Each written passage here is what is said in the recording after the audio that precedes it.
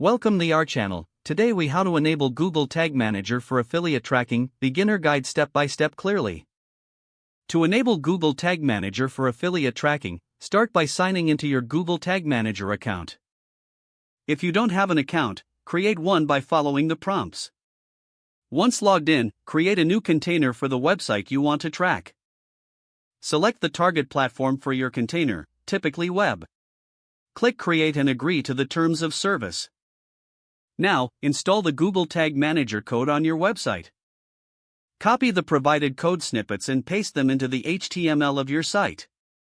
Place the first snippet in the head section and the second in the body section of your website's code. Next, go back to your Google Tag Manager dashboard. Click on Tags in the left sidebar. Then, click New to create a new tag.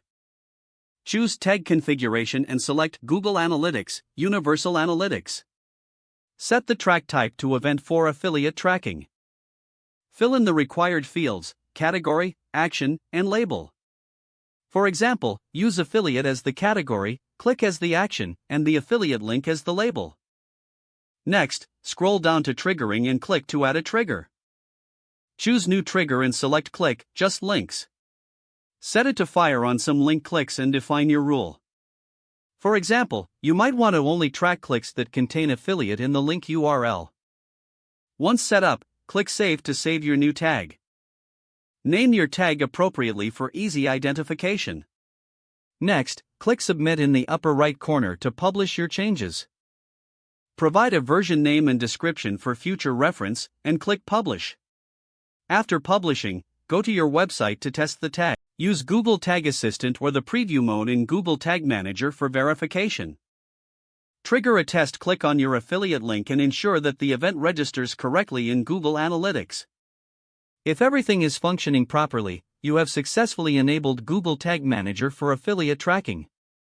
If the page does not load, refresh the browser or try again in a private or incognito window. Make sure you are using the correct email address, then retype it carefully to avoid small typos.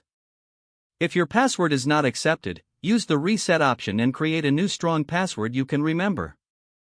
Check your spam folder for verification or security emails, then complete any requested confirmation steps.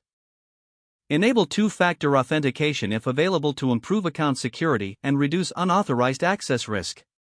Don't forget to like this video and subscribe to our channel for more step-by-step tech guides.